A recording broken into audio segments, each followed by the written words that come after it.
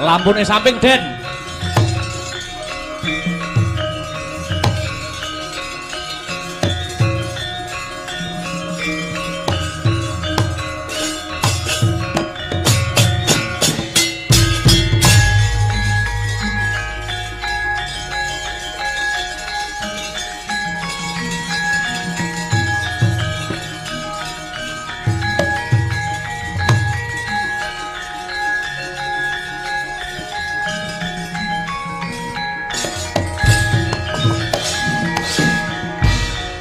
Iku saknyatane gunjan seret pilangon mungkin meneluri inimtung mandi inimtung kirangan merasakan biasi angin sesidenan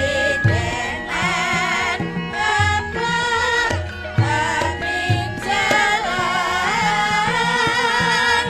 suwe-suwe anuju kono bangkit magang kang irama sigra saya langkah sumanding ngaliling gunjang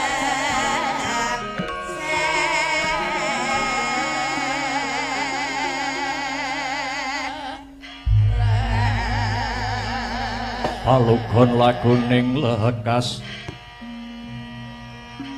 Lo kita linuting kidung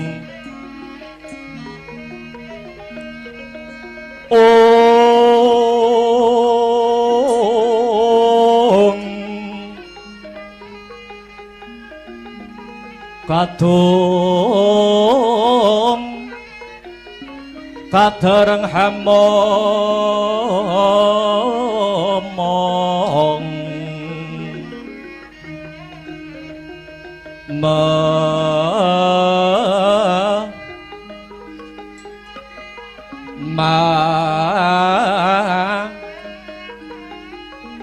ngon manah rahayu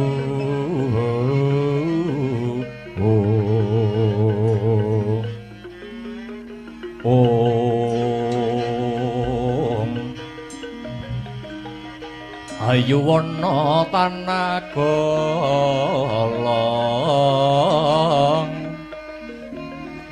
gumolong manadukara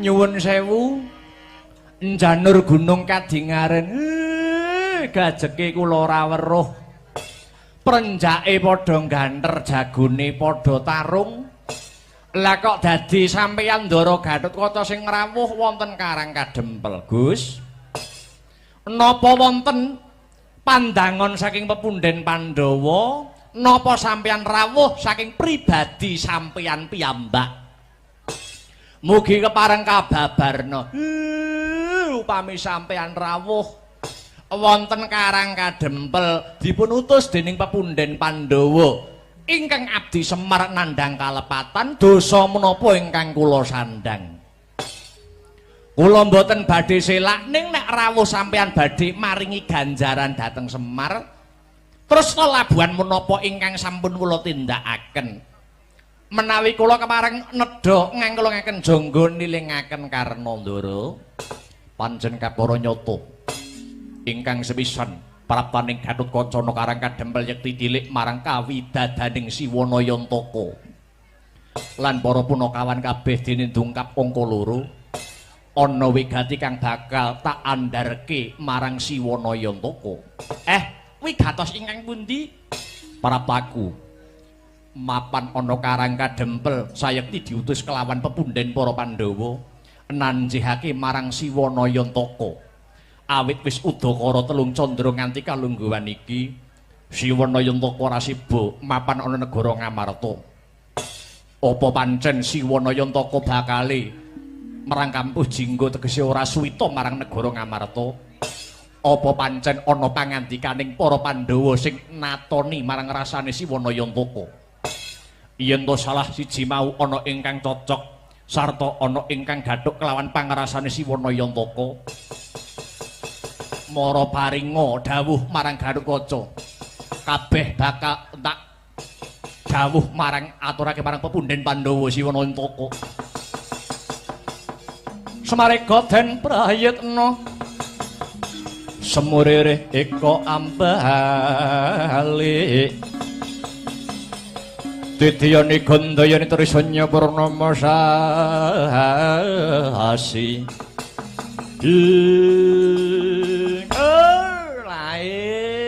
lae nyuwun sewu Den, menawi sampeyan paring pangandikan salah sawijining sing sampeyan ngendikake nyuwun pangapunten.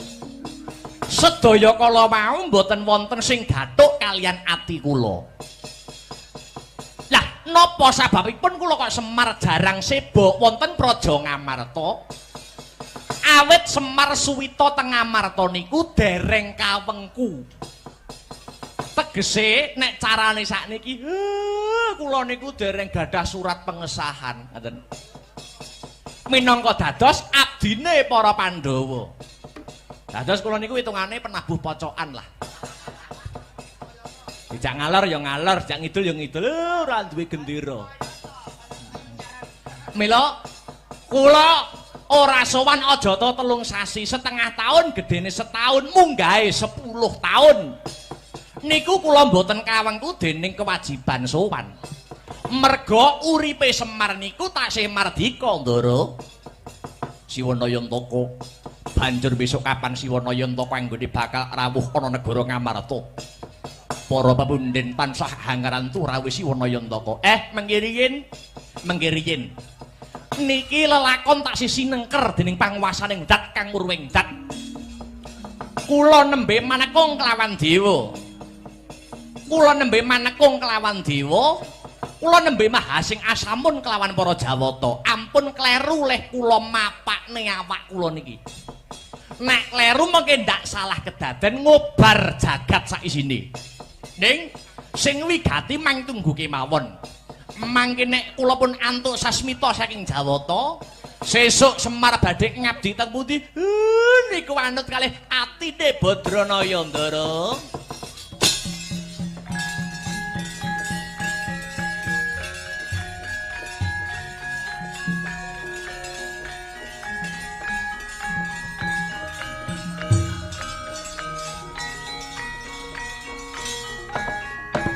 Atas titis pangandikaning Ki Lurah Nayantaka nadyan ing cipta tumanduk lawan Raden Gatotkaca Barandene sedaya para kawula sak padukuhan dintrim tumungkuling kisma midhangetaken sabdaning Sang Pamong Agung Ki Lurah Semar Badranaya pranyata sinebut pusaka kang bisa kandha jimat kang bisa ngucap rikala semanten gegodhongan tanebah samirana datan lumampah kedadak gedher kawula sak padukuhan samya alok ana wanara kusika seta tegese kethek kang mulesi putih wantun minggah ing pendhapi padukuhan repebeh pindha sata mungguing petarangan jingak kang sami mulat kanca piyak ana dayah minggir jaluk dalan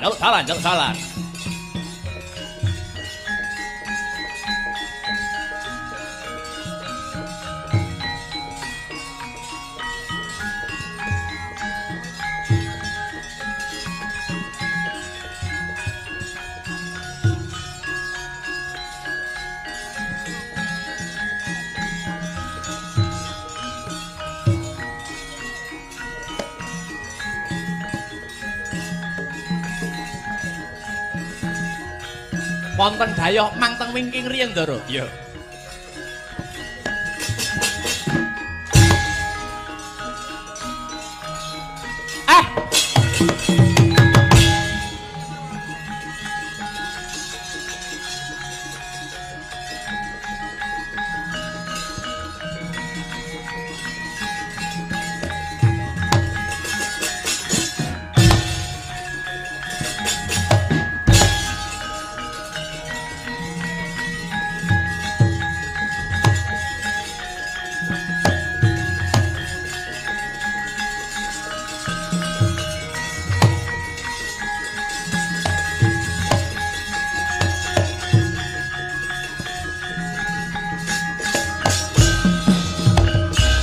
andedel ngayong kono Risang Rama Daya Patyana yaksa gung cangkrama namane wil katak sini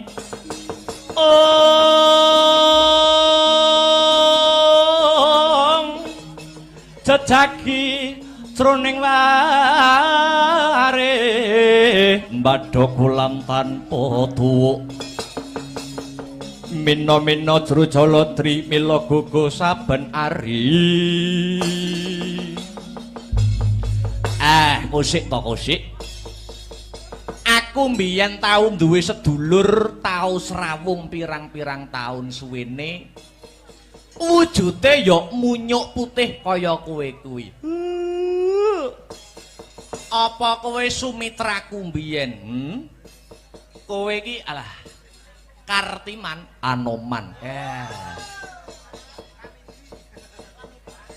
kowe Anoman biyen lho nggih leres Kiai syukur wis pirang-pirang abad kowe ora ketemu karo aku lah kok mak jedul kowe ana Karang Kadempel Anoman kowe slamet pangestu paduka nir ing Sambikala Kiai kepareng kula ngaturaken sembah pangabekti kula mugi kunjuk Kiai Semar Badranaya ya ndak tampa ora lewat pangestuku tamanana ya man sampun kula tampi kula sunggi wonten mestaka handayana kasantosan Gusik Anoman kok nganti adoh-adoh kowe goleki papan dunungku iki saka karepmu dhewe apa diutus kelawan bendaramu Anoman Kyai Semar mugi kawuningan kula menika diutus kalian Sang Marteng Jagat nenggih Prabu Rama Wijaya saking negari Pancawati kinen Hangupadi wonten pundi lenggahipun Kyai Semar Badranaya ngantos kekalangan prasasat jagat menika sampun kula ubengi tinempun jebul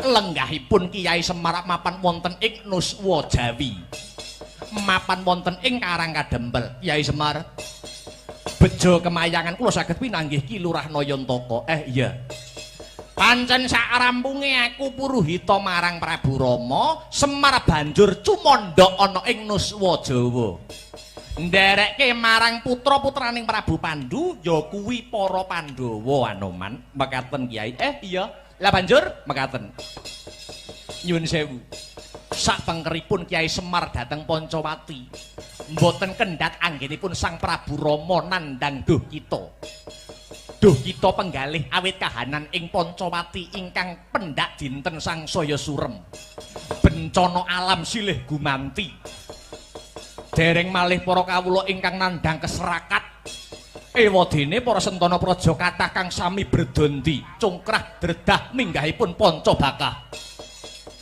wekasan Prabu Rama handuta kula pun Anoman kinen Hangupadi dumateng paduka Kyai Semar Badranaya kapurih mboyong kondur wonten ing praja Pancawati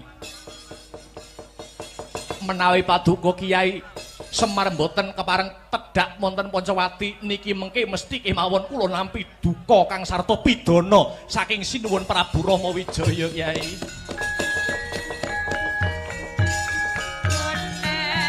Anoman malumpat sampun rapeng witing Nagasari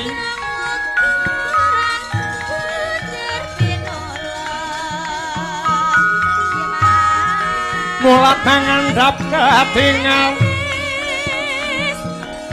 Wanodya Purwa aking telong rusak lor lan gesema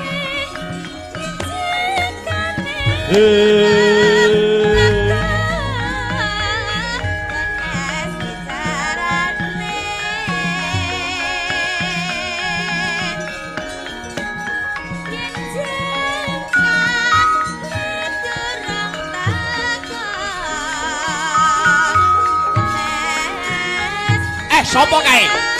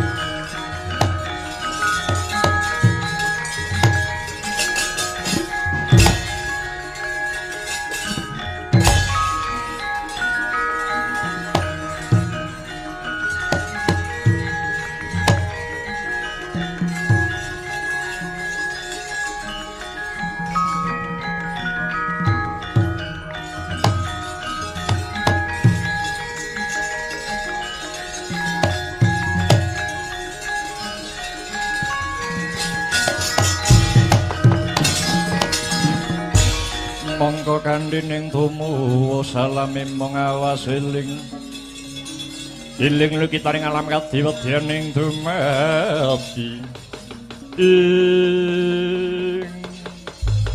aja kaget Kyai Semar aku ngaturke bektiku sasi-sasi nyedhaki Agustus ngene iki kok rumangsaku tamu renek enteke nek arep nyalang ora apa-apa. Nek nggur putu lho sing kecut iki. Kok kadingaren dipati karena ngaturke bekti ning Semar. Lho, Kyai. Senajan ora sineksen wong akeh. Jare aku iki putrane Bathara Surya. Mongko Bathara Surya kuwi anakmu. Tegese kowe kuwi mbahku, Kyai. Akeh ngerti iki ya. Jebule jenengan iki putune Semar to. Angger do arep butuh do ngaku mbah nyang aku. Angger do arep butuh lagi ngaku mas nyang aku. Biyen-biyen ki ning ndi? Prabu Karna arep ngopo? Nuhoni perintah saka Yayi Prabu Duryudana awit sak mengko negara Ngastina katerak pagering paceklik. Bisa paluya jati-jati temah nirmala lamun to ditunggoni Kyai Semar Badranaya.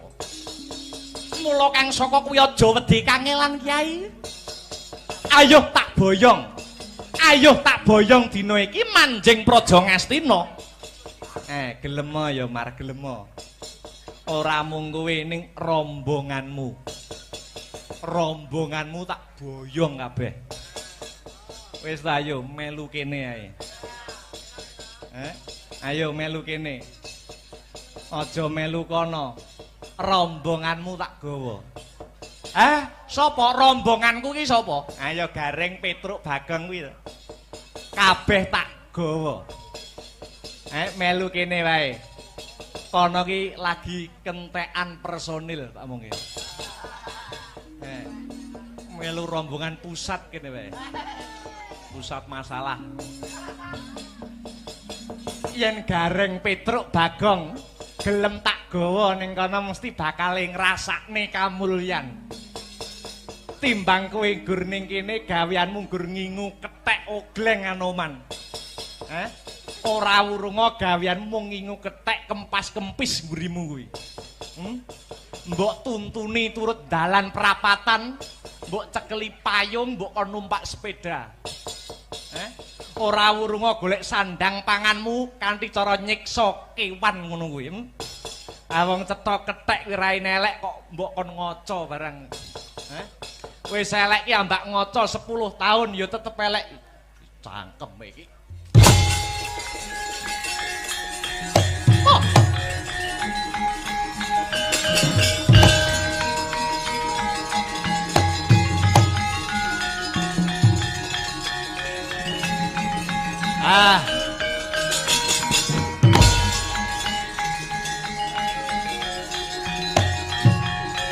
Aduh.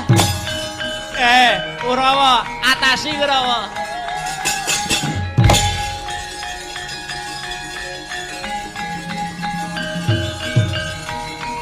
Ho.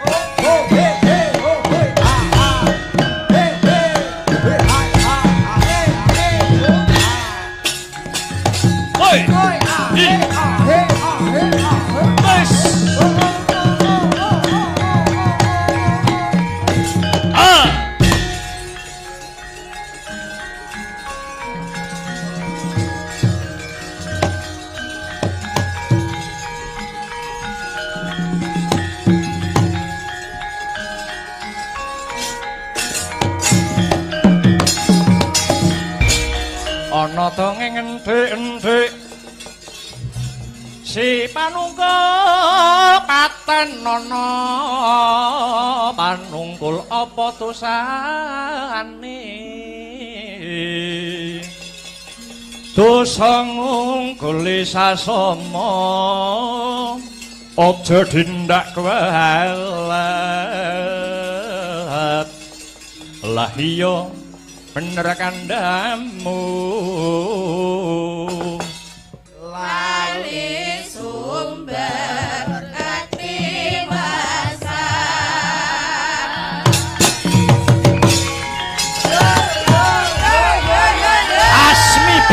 Masmiber panonku pating kalepiur durung sanggonku mundhe ngwet dalem ana wanara kusika sita tegese ana kethek rupane putih memplak yen bisa tata jalma manungsa ngaku sapa sing dadi kekasihmu tambuh marang aku Raden Anoman saka Praja Pancawati dari takon muri saka negara Ngastinapura Raden Harya Kartomarma pancen bener anggepmu apa kowe mung sak derajat kethek kowe mung sak derajat kewan wani ngantem patih negara Ngastina rek ana patih Harya Sengguni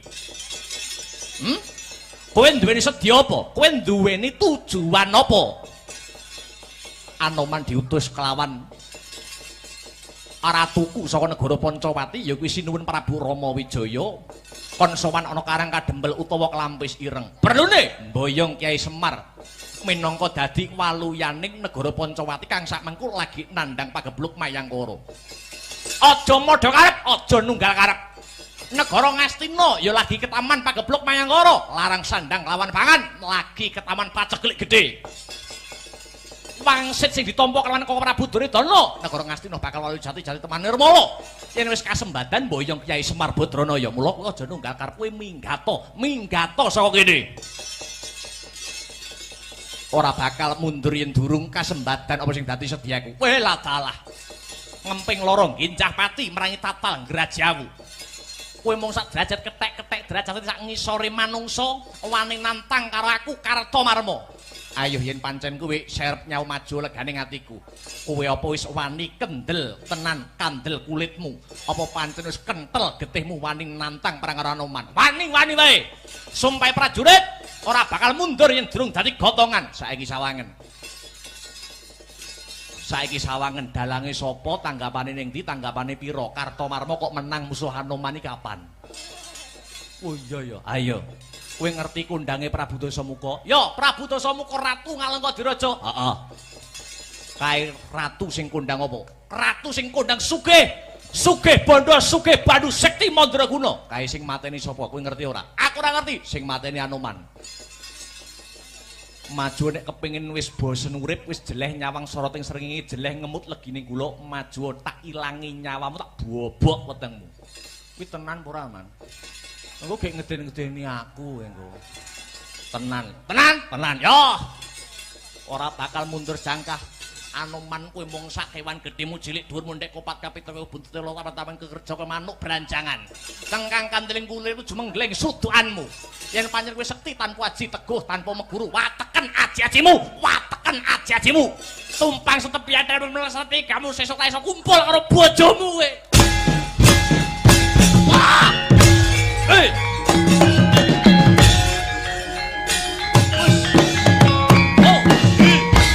nyikatan nyamber walang tandang Anoman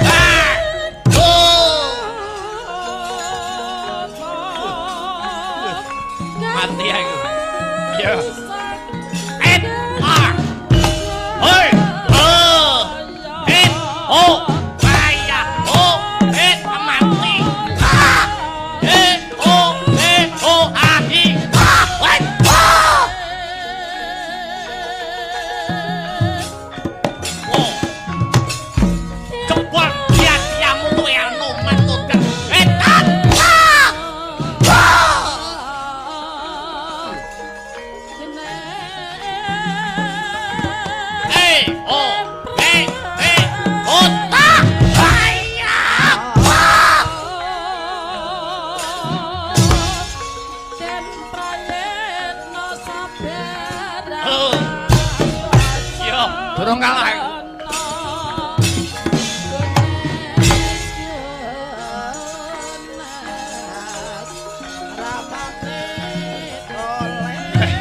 Edan. Yo, put. Cepol yan yamu. Centus ke. Waya. Yo.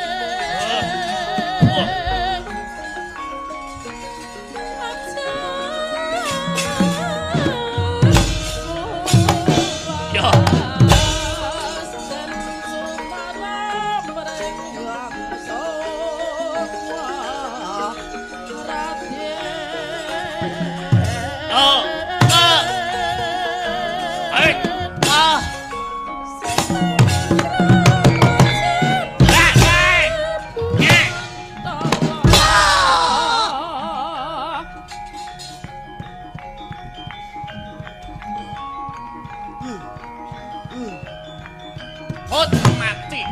Hot. Wait.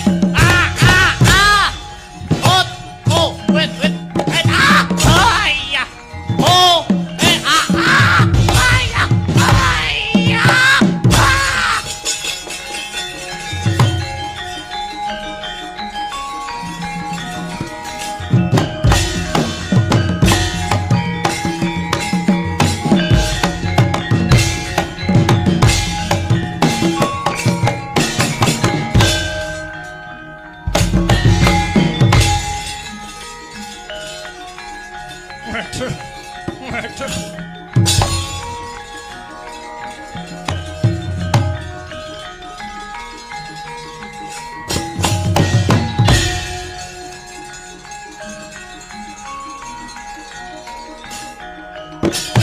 Petek abang sapa iki? Jayawanggoda bali takon. Aswatama ya, Aswasuta utama, Aswa jaran suta anak utama apik, kowe anake jaran sing apik, bangsat. Perang udal-udal wadi kowe.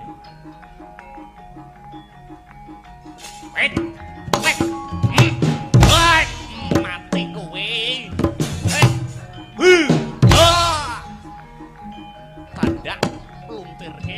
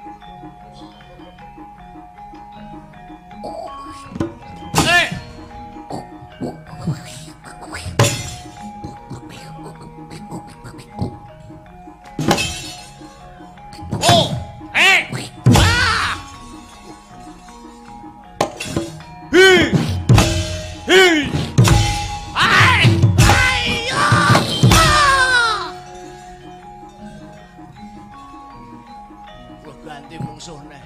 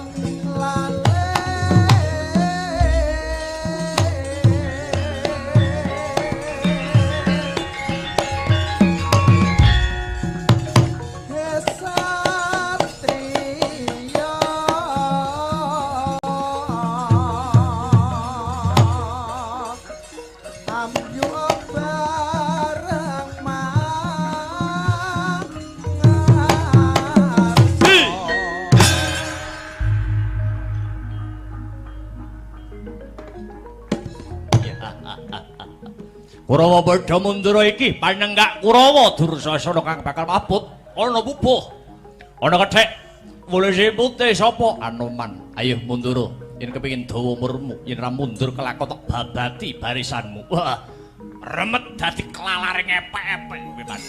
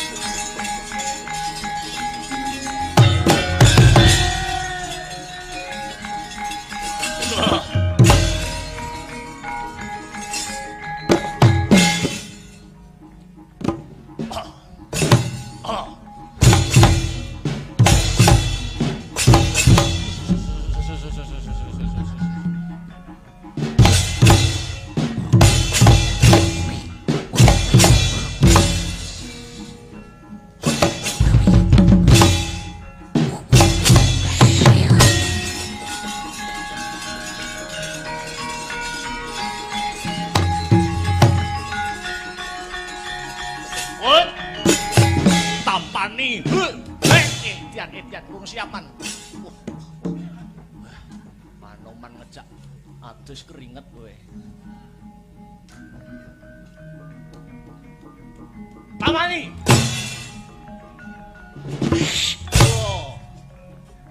Hi.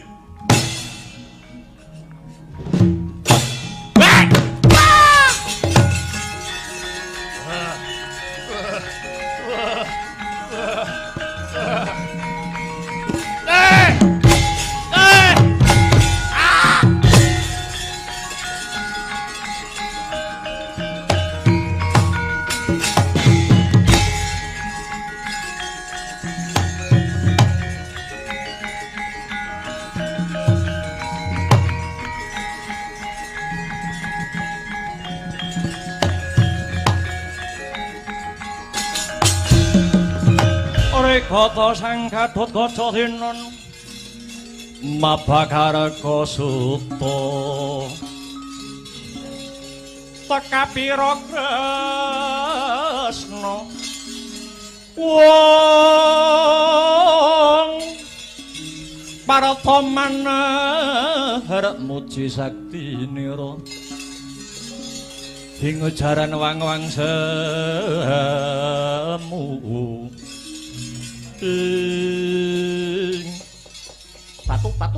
batu. Ora pangling bocah pringgondane Gatot Kaca. Sembah pangabet kula kunjuk Udipati. Kosik. Kok kowe uga ana kene? Dipun utus pepunden Pandhawa Hambayong Kyai Semar tumuju praja ing Ngamarta. Lah dalah. Jebule Gatot Kaca uga nunggal karep. Ingkang prapta karang kadempel langkung rumiyin niku Gatot Kaca. Dados nyuwun sewu prayogi paduka Wadipati kula aturi kundur mawon dhateng Astina. Ora watak prajurit mundur yen durung kasembadan sedyane. Becik kowe wae sing bali. Aja melu celeng boloten kebolatengen Gatot Kaca. Kasembadan paduka Wadipati Mboyong Kyai Semar menawi Gatot Kaca sampun ngatang-ngatang dadi bathang. Kowe bisa ngalahke Karna Basusena padha karo bisa ngraji angin ngukir langit. Janji Karna kok menang musuh Gatot Kaca jenengan ngising 3 tahun rasa cawik tak dilatane. Wis sumbar model apa gitu. Gilani Dus. Ngadeg kok sing jejeg tak ladeni apa karepmu?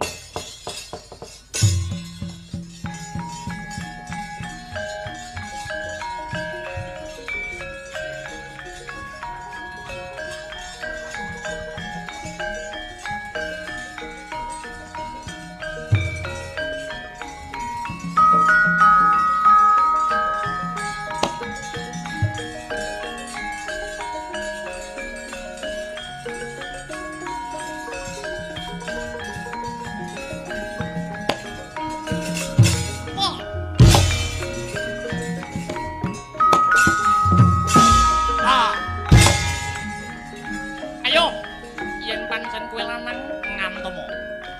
Ayo uwom antemen. Yen pancen kowe wong lanang sati antemen. Antemen Dipati Karna Basusena. Bangsa diantem tenan. Kono. Tuh.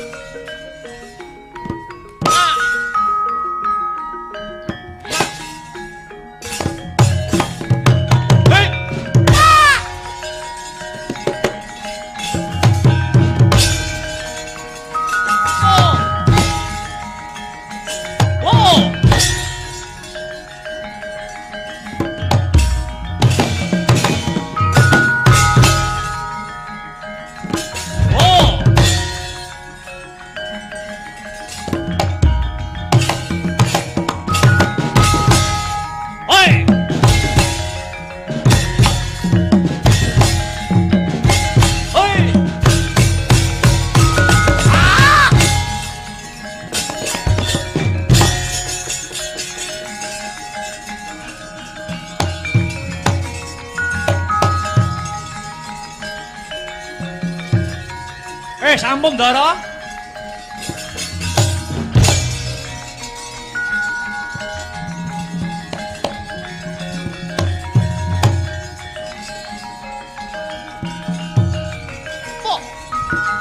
Sampun.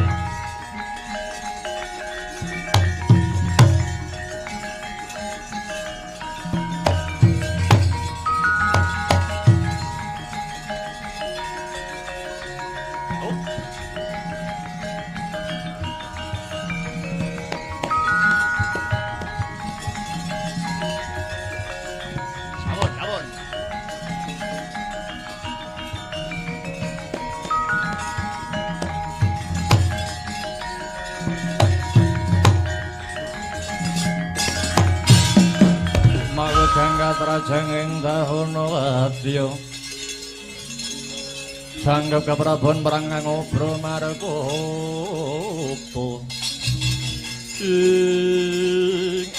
kusik sirepen bramantiamu kabeh jebul kowe teko ning kene iki mung arep ngremuk desaku